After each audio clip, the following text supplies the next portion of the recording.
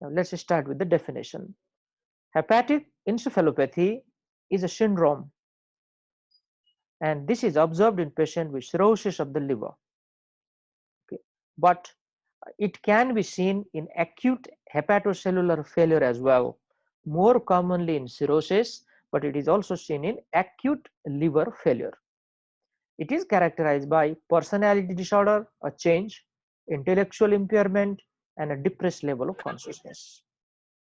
So hepatic encephalopathy is a syndrome which mainly seen in cirrhosis of the liver, and it is characterized by personality change, intellectual impairment, and a depressed level of consciousness. This hepatic encephalopathy may develop in patients with cirrhosis who have undergone portocable shunt surgery. Okay, the meaning is, don't get confused here. Let me explain this important statement. It is a little bit confusing for the student.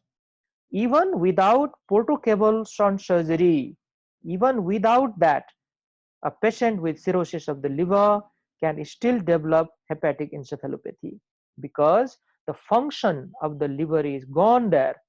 Probably liver was working 100% before.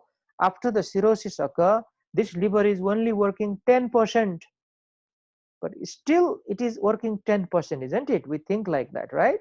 But that probably may not be enough for the control of this encephalopathy. But think about another situation now. You have directly diverted the blood from the portal vein towards the systemic vein. Now it cannot even go to the liver. It can directly go to the lung, then okay, first to the heart, okay, then to the other organ, from the lung to the other organ, come back to the heart again, and from there to the whole organ. It can easily go to the brain. So in portocable shunt surgery, the chances of hepatic encephalopathy is much higher than only in cirrhosis. That is the meaning. But don't think in cirrhosis it doesn't occur. It occurs in cirrhosis as well. Now, regarding the pathophysiology of this hepatic encephalopathy, one of the very important mechanism is formation of neurotoxic substances, and these neurotoxic substances cannot be detoxified because of cirrhosis of the liver. They can easily enter into the brain and can cause the damage. Now, what are those substances? What are those proposed theories of hepatic encephalopathy? Okay, these substances are the products of protein metabolism, and these are ammonia, probably the most important out of them, mercaptans, phenol, GABA, and even endogenous benzodiazepine. Ammonia, mercaptans is also gas, okay, phenol, a chemical substance, GABA, gamma aminobutyric acid, a type of neurotransmitter, and endogenous benzodiazepine. They can all depress our brain. They can all damage the brain, resulting in encephalopathy. Now, among them, the most believed is a ammonia hypothesis. Let's talk a little bit about it. This ammonia is produced in our GI tract by the bacterial degradation of amines, amino acid, purine, as well as urea. In one sentence, I can say it is one of the metabolite of protein metabolism, one of the product of protein metabolism. Okay. Now, what happens there? If liver is functioning well, this ammonia is detoxified into urea, and this urea is a water soluble substance, so that it is excreted by the urine. This is a normal thing. This is normally happening, okay, in the individuals.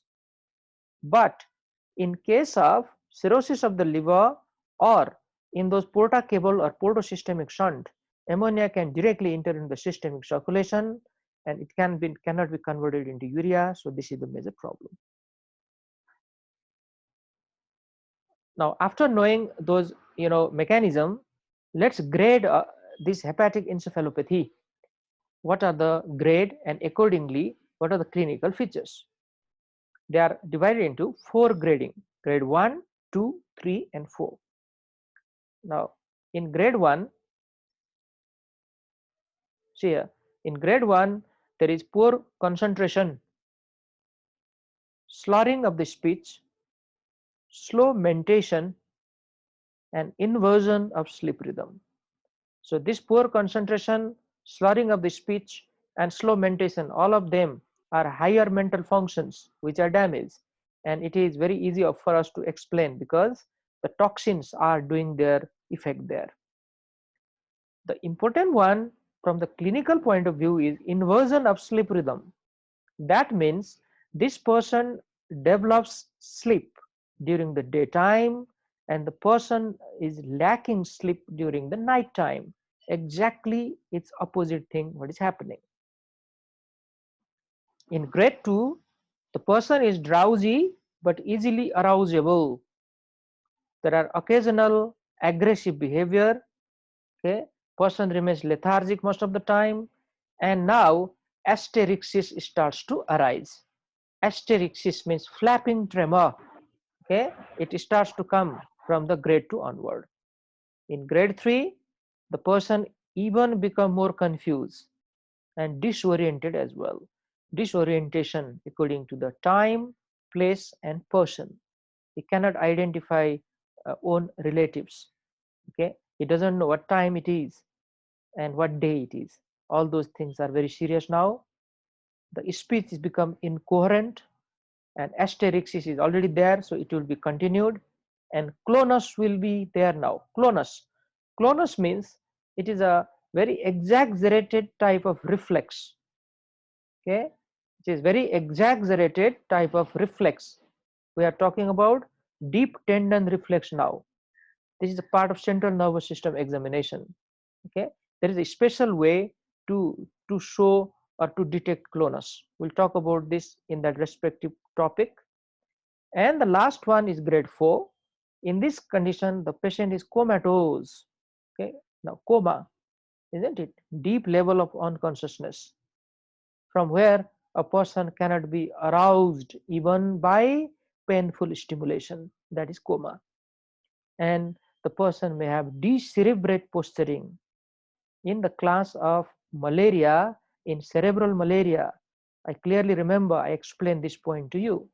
Decerebrate posturing means both the upper limb and lower limbs are in extended position, and this is very serious condition. Now this is the table which is telling the same thing. Okay, these are the different grade and these are the clinical severity, intellectual capacity, and neurological sign in each of these grade. So you can go on your own through this table. In the last one, see here, Babinski sign is also there. Babinski. Now, okay, let me ask you one thing. What is Babinski sign, guys? Anyone?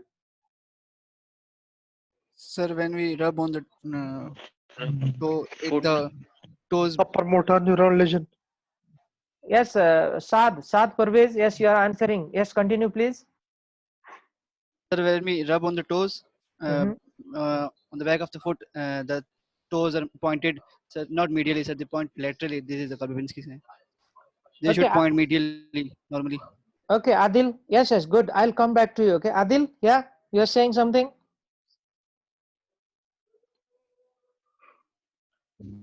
Yes, sir. If Sir, we rub the key on the back side of the foot Okay, Mujib. and then he sir, it's a Uh-huh. sir, it's upper flattens motor neuron lesion, sir. his When we rub the foot. sole of the foot, so the great toe, sir, it will there will be no there will be fanning of the fingers, sir, the four fingers, sir, and the greater toe will be dorsiflexion occurring. Okay, Greater toe, okay. other four will be fanning up. Fine. So let me explain this. Very good. Okay. Some important points are there in your answer. So for other students who are listening, okay, let me answer this. So listen carefully. Though we have not entered into the central nervous system discussion, but still, This is an important point which keep on coming in different related topic. Now, Babinski sign is a feature of upper motor neuron disorder, is right. Like this. This is upper motor neuron disorder because brain is getting damaged here. This is a case of encephalopathy. So what happens when we do plantar reflex, means one pointed object is taken, maybe a key. Okay, key is a perfect one. So we stroke a lateral aspect of the sole. Lateral aspect of the sole is stroked, and when I go a little bit frontal side, then suddenly I come towards the medial side. Okay, it's like a stroking. Now in the normal people, if I do that, the great toe will bend downwards towards the ground, okay, and all other toes will come together. This is the normal reaction. This is called normal plantar reflex. Now what is Babinski sign then? When that great toe goes upward, okay, remember this, when the great toe goes upward towards the sky, it is, we call it extension of the great toe, and all other toes are fanning away from each other. They are developing gap between each other. This is called Babinski sign, and this is the important feature of upper motor neuron lesion. Don't worry, we'll repeat this so many times and every student will be confident towards the end. Now let's proceed further. We're talking about hepatic encephalopathy. Now these patients of hepatic encephalopathy, they may show signs of asterixis. We already know this is called flapping tremor. Okay, and there is a special way of detecting this flapping tremor. We ask the patient to extend their upper limbs first, and then extension of the wrist, and then ask the patient to maintain that position, but they cannot do so. Okay, the wrist will slowly drop downwards. This is called flapping tremor. It is also seen in uremia, that means chronic renal failure, pulmonary insufficiency, also known as carbon dioxide retention, and barbiturate toxicity. Sometimes examiner may ask this type of questions to you. Okay, these are called differential diagnosis of asterixis. Now some patients show evidence of fetor hepaticus. This is bad smell or foul smell, okay, or sweet, musty, or moldy, a damp aroma of the breath. Though it is written sweet, actually it is not sweet. Okay, this musty and moldy smell is never sweet actually. This moldy is a fungus. The term is fungal here. Now let me explain this situation to you.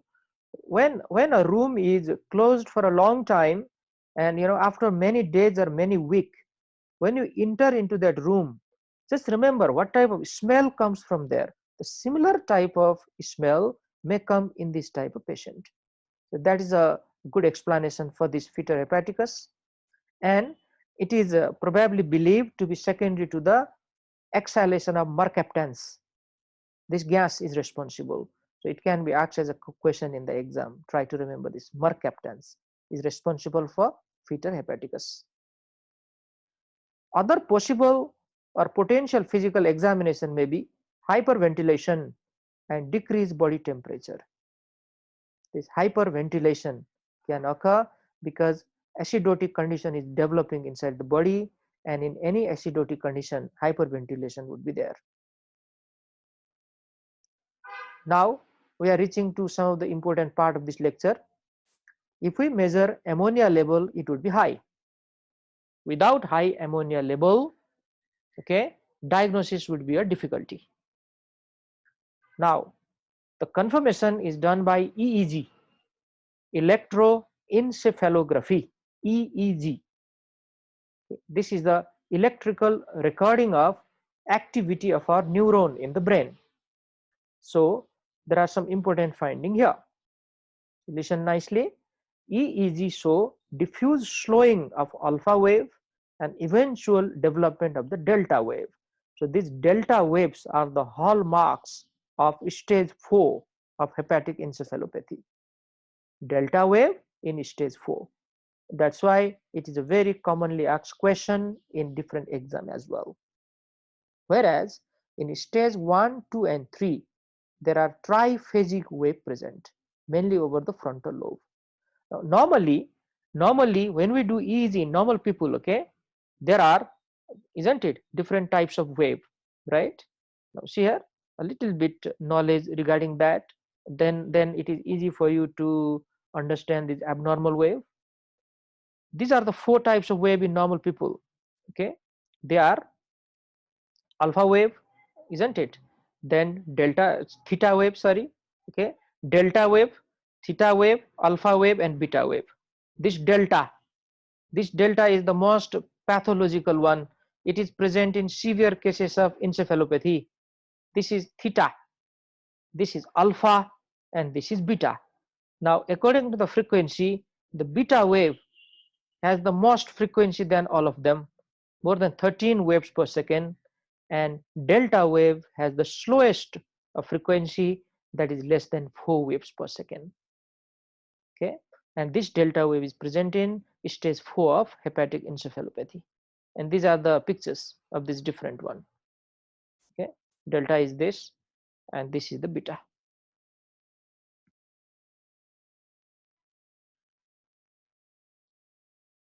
Now what's the role of CT scan and MRI in the laboratory abnormalities? Why we do CT and MRI in this type of case? Now the answer is very simple here. If this patient comes with coma, there are so many other causes of coma. Okay, let's not bias ourselves. Right now we are talking about encephalopathy or hepatic encephalopathy topic, so our mind is only going there. Okay, only going there. But think about situation here. You are working in emergency department, suddenly a patient was brought with coma. That coma can be caused by anything, so you should take a good history there. Okay, you should do good physical examination, then you need some investigation as well. So for that type of situation, CT and MRI are very important tests. So CT scan and MRI of the brain may be important in ruling out intracranial lesion when the diagnosis of hepatic encephalopathy is in question. And one small finding may be there in this case, that is hyperintensity of the globus pallidus on MRI. Globus pallidus is a part of basal ganglia or basal nuclei. That may be a finding in case of MRI, but if they ask some direct question, if they directly ask you like, do you want to do CT and MRI in already diagnosed case of hepatic encephalopathy, my answer should be no. I don't want to do, because I have already confirmed the diagnosis and they don't show me some extra finding. But in the beginning, if I don't know which case is this, when the patient presents with coma, then I will definitely do this all the time. Okay, so these are some of the important points. Now, another part of the lecture is what are the common precipitating factor of hepatic encephalopathy. Now think of a situation here. The person is having cirrhosis of the liver or chronic liver disease. Till now, encephalopathy has not happened. But what are those factors which can lead to encephalopathy? These are the one: renal failure, GI bleeding, okay, infection, constipation, medication, some diuretic therapy, and increased protein in the diet. So let's talk about them one after other. Renal failure is one of the important mechanism or precipitating factor for encephalopathy, because if renal failure occurs, our body cannot clear these toxins like urea. Okay, this ammonia will be converted into urea, and urea cannot be excreted. Good morning, everyone. So let's start today's topic.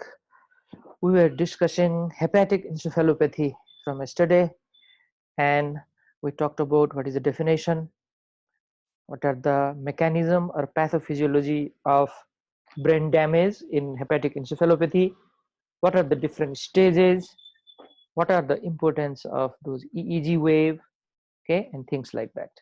So today we are going to continue about further things like what are the precipitating factor. Before I go into the precipitating factor, let me tell you one thing. Hepatic encephalopathy commonly occurs in cirrhosis of the liver. When liver is badly damaged and irreversibly damaged, that is end stage liver disease, then it can happen. But it will occur only if there are some precipitating or triggering factor, and that's what we are talking right now. The first is renal failure. Now, renal failure or kidney failure, if it occurs because of any three of the renal failure, like pre-renal, intrinsic renal, or post-renal, whatever, it leads to decreased clearance of toxic substances from the blood, that is urea, ammonia, and other nitrogenous compound. Mainly urea and nitrogenous compound is creatinine. Okay, urea and creatinine. Ammonia will be converted into urea, so that urea would be excreted in urine. That cannot happen. So urea will be collected in the blood. That urea can again convert into ammonia. That's a possibility inside the body, and ammonia is the main pathophysiological mechanism for encephalopathy. Gastrointestinal bleeding is one of the important precipitating factor, which is very common in cirrhosis of the liver. And you already know what are the reasons. GI bleeding commonly occurs because of esophageal varices rupture in case of cirrhosis of the liver. Another one, because of coagulopathy, because those clotting factors are not synthesized properly, so there is a chance of hemorrhage, okay, anywhere and inside the GI tract as well. Third one, peptic ulcer disease is very commonly associated with cirrhosis of the liver, especially if it is caused by alcohol. So all of these are important causes for GI bleeding. Now, bleeding means it's a blood clot, okay. From that blood clot there is increased production of ammonia, and that ammonia can lead to encephalopathy. That is one reason. Another one, if the bleeding is massive, it leads to pre-renal failure because of kidney hypoperfusion, and after that impaired renal function, which can again precipitate hepatic encephalopathy. Infection is another way. Now, infection may predispose to impaired renal function, one, or infection can lead to increased tissue catabolism, both of which increase blood ammonia level. So anyhow, they are associated with increased blood ammonia level. And that's why any infection in the body, any bacterial infection or even the viral infection can precipitate hepatic encephalopathy in a cirrhotic liver. Constipation is another one. That's why we advise the patient to avoid constipation, and we prescribe some of the drug so that constipation won't be there, because constipation increases intestinal production and absorption of ammonia. Some of the medication or drugs, okay, they can precipitate encephalopathy, and you can see the name of the medicines there: opiate analgesics, benzodiazepine, antidepressant, and antipsychotic agent. All of them may worsen hepatic encephalopathy. Now, there are multiple reasons for that. One, the hepatic encephalopathy has already caused depression of central nervous system. The person is usually drowsy, very sleepy, in a stupor, or even in coma condition. This drug can also depress the central nervous system. That is one reason. Another, they can damage the liver also. Some of them had sad side effects on the liver. So these are the different reasons. Now, opioid analgesic, morphine, pethidine, heroin, methadone, codeine, these are the different examples. Benzodiazepine, every student know, diazepam and the related drug. Okay, diazepam, lorazepam, clonazepam, and these related drug. Antidepressant, SSRI, and tricyclic. SSRI and tricyclic.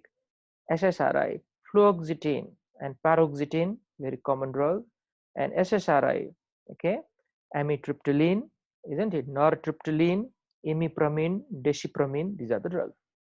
Antipsychotic agents, remember phenothiazine group, chlorpromazine, haloperidol, okay, so these are the medicine. Let's move on. Another important precipitating factor is diuretic therapy. Now, diuretic therapy leads to hypokalemia. Now, think about most of the diuretic drug except potassium sparing diuretic. These are considered weak type of diuretic, okay? But whatever potent diuretic you remember, like loop diuretic, thiazide diuretic, they lead to hypokalemia. Now, if hypokalemia is there, okay, it can lead to alkalosis, that is metabolic alkalosis, and that will facilitate the conversion of ammonium into ammonia, ammonium into ammonia. Now that ammonia is a toxic gas. So diuretic therapy by causing hypokalemia, okay, can precipitate hepatic encephalopathy. If the patient is taking excessive protein in the diet, it also leads to encephalopathy in case of cirrhotic liver, because okay, ammonia and urea, okay, especially ammonia, is one of the end product of protein metabolism, and urea is not formed in an increased amount here because liver is already damaged.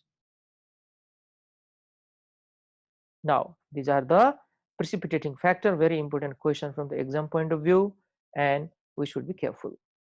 Now, what are the differential diagnosis of hepatic encephalopathy? Just have a look there.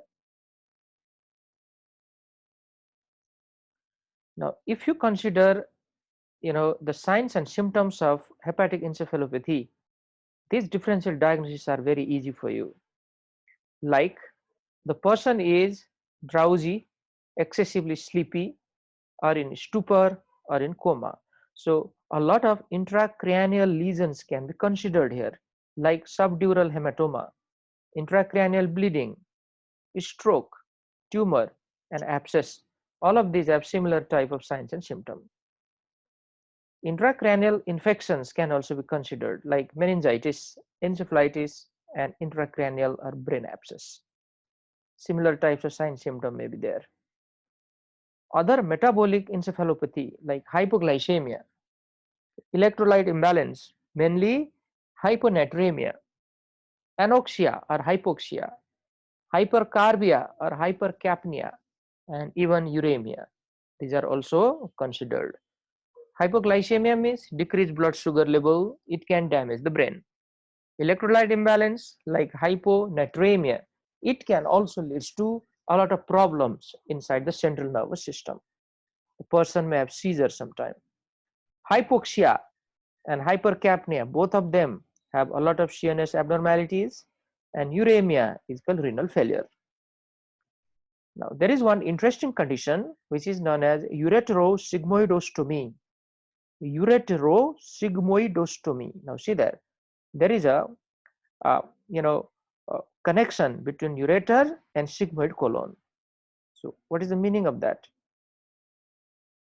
Ureter is implanted on sigmoid colon. In which situation we need to go for that? Just think about it. Sometimes because of carcinoma of urinary bladder, we need to remove urinary bladder. Now where we put that ureter, okay, because urine is constantly produced by kidney. So during that situation, ureter needs to be implanted on sigmoid colon just to make sure that urine are drained properly. But there is one special property of transitional epithelium which is present in urinary bladder. Our own urine will not be reabsorbed from transitional epithelium, but the transitional epithelium is not present in sigmoid colon. So urine is again absorbed. Whatever substances are present in the urine can be absorbed from there, and one of that substance may be ammonia, okay, or even urea, for example. So these are some of the important differential diagnosis of hepatic encephalopathy. Toxic encephalopathy from alcohol intake, like alcohol intoxication, alcohol withdrawal, and even Wernicke encephalopathy can be considered. Intoxication of alcohol means massive amount of alcohol is consumed over a short duration. Okay, central nervous system depression can occur. Alcohol withdrawal, a person is chronically, okay, or chronic alcoholic, for example. Now he has quit alcohol, for some days, but that person will definitely have withdrawal sign and symptom, and that is very unpleasant sign and symptom. This type of person should be admitted in the hospital, and then all these withdrawal symptoms should be managed. Otherwise, it will be difficult. Wernicke encephalopathy means vitamin B1 or thiamine deficiency in case of chronic alcoholic people can lead to damage of the brain. That is Wernicke encephalopathy. Now, some of the other toxic encephalopathy from the drug, sedative and hypnotics, antidepressant, antipsychotic, and salicylate, already talked about. Don't underestimate the effect of this medicine. We are blaming hepatic encephalopathy, but actually these medicines are cause decreased consciousness level in the patient.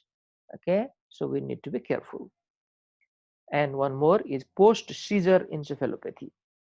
Now, after generalized tonic-clonic seizure, okay, the person will be drowsy or maybe unconscious for certain duration. That can simply be one of the differential diagnosis of encephalopathy. So one sentence or one line is enough. Whatever disease are affecting our brain, they can be considered as a differential diagnosis. Now the final part is the management. So how we are going to do that? Let's see here. Now regarding the management of hepatic encephalopathy, the non-hepatic causes of altered mental function must be excluded. That's what all that differential diagnosis is about. Okay, and how we do that now? Probably we take the help of good history taking, physical examination, and investigation. CT scan of the brain and MRI of the brain play a big role here. If you suspect any other conditions, just go for it. Try to exclude it. Okay, this is very, very important point. Consider checking the blood ammonia level in cirrhosis patient just to make sure this is a case of encephalopathy.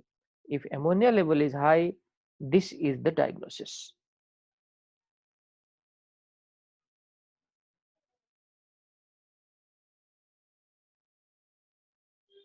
Now, we have to remove or treat those precipitating factor, whatever is causing encephalopathy. Now, how to do that? If sepsis or infection is there, just use broad spectrum antibiotic drug. That will take care of sepsis or infection. If electrolyte abnormality is there, like hypokalemia is one of the important precipitating factor, just give potassium, and potassium can be given by two different way. One is oral potassium chloride therapy in the form of syrup, and another may be IV, but IV may be dangerous here, we should be careful. Avoid the CNS depressant drug if the patient is taking them, just okay, stop them. Supplemental oxygen is given if there is hypoxemia, because hypoxemia can also cause encephalopathy. Diagnostic paracentesis is done to exclude SBP if ascites is present. Now, what is the meaning here? See, you go for ascitic fluid tap, that is diagnostic paracentesis, to exclude SBP if ascites is present. Now, how I diagnose SBP by paracentesis? Yes, anybody? Sir, neutrophil count greater than 250. Very good, very good. Excellent answer. Neutrophil count more than 250 in that ascitic fluid, okay, per microliter, the diagnosis is confirmed. Nice. Another one, put NG tube there to exclude upper GI bleeding. because upper GI bleeding is another precipitating factor. And now how I know the fresh bleeding is going on? That is done by NG2 placement. Treatment of renal failure by dialysis. Dialysis therapy is the best here, and that can take care of all those toxins which are collected in the blood. This is one of the important part of the management. What about the dietary recommendation? Now we know one important point here. Protein. If protein intake is too high, that can itself, precipitate encephalopathy. So cut down the protein intake. In stage 1 or 2 encephalopathy, about 30 to 40 gram of protein is given per day. But in stage 3 or 4 encephalopathy, look at the amount of protein. No protein at all to 20 gram per day. Now, this is a very serious case. So even if the patient doesn't take any protein for few days, and if it is going to help the patient a lot, we can do that. Okay, but we cannot do that forever or for a longer time, because proteins are important part, okay, for our body. Then we need protein for the cell repair. There is a lot of tissue damage or cell damage going on every day, and for the repair we need protein. So only for short duration, if we need to hold the protein, let's go for it. Otherwise it is a difficult type of management. Now, however, once recovered from the episode of encephalopathy, the daily amount of dietary protein should be gradually titrated towards the normal. So this is always done because we need protein. They are essential part of our food. Now, another specific drug, now we are going to the some of the important drug here, is called lactulose. Lactulose. Now there is one important principle why lactulose is used here. Remember the role of constipation in precipitating hepatic encephalopathy. We don't want constipation to occur in this type of patient. So lactulose will avoid constipation. This is a type of non-absorbable disaccharide. Okay, non-absorbable disaccharide means it is not getting absorbed from the GI tract, it will remain there. That's a good point. It is metabolized by those bacteria which are present in our GI tract, okay, and it will lead to luminal acidification, catharsis, and entrapment of ammonia. Now, catharsis means diarrhea. Now, it is a type of laxative, okay, laxative. So it will cause catharsis or diarrhea. That's what we want here.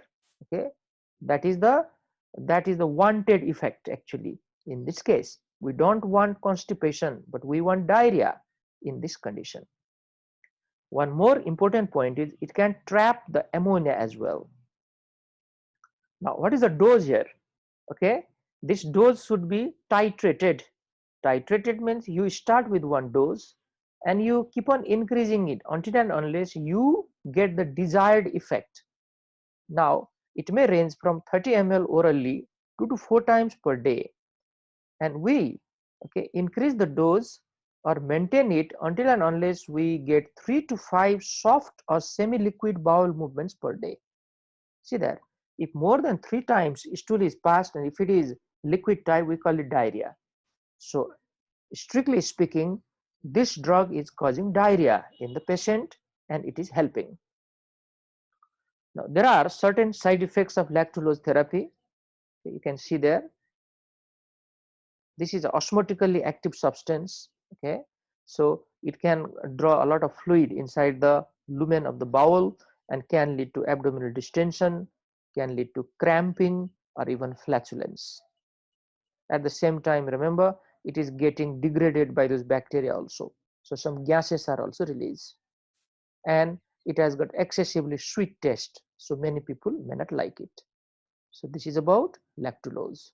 Remember how it is helping the patient. Now, another important drug is antibiotic.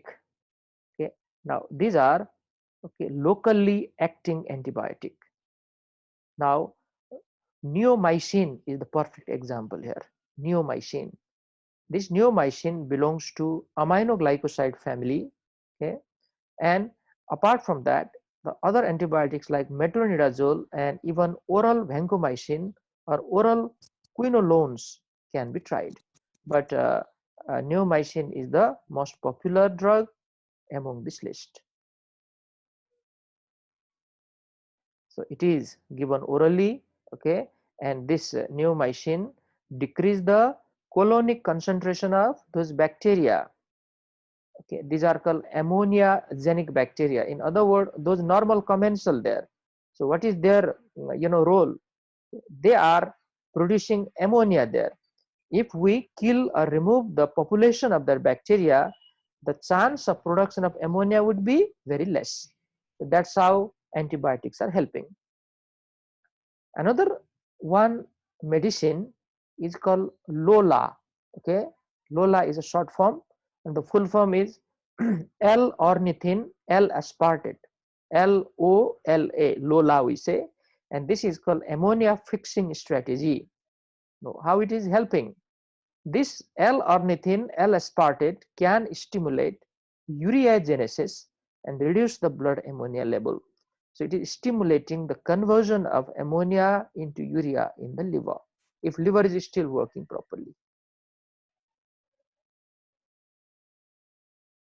Finally, how can we prevent this hepatic encephalopathy from occurrence? Okay. One, complete abstinence from alcohol. Absolutely. What is the cause of this? Most important, cirrhosis of the liver. And the number one cause of cirrhosis of the liver all over the world is alcohol consumption. Avoid hepatotoxin. Definitely, no hepatotoxic drug should be given in this type of situation, or no food, okay, or any other thing which can damage the liver should be taken. One of the food which can damage the liver very badly is mushroom. It is wild type of mushroom, okay, not those mushroom which we eat regularly. I'm not talking about them, but the wild mushroom, they are highly hepatotoxic in nature. Avoid sedative drug, adherence to protein restricted diet, and go for chronic lactulose therapy. These are the different way by which we can prevent hepatic encephalopathy from occurrence. Let me tell something, and then we go to the another topic here. Remember, the patient is already having cirrhosis of the liver. On top of that, because of some precipitating factor, hepatic encephalopathy is going to be developed. So if we avoid those factors, probably patient will not develop hepatic encephalopathy, because it is a very serious condition. Now at the end,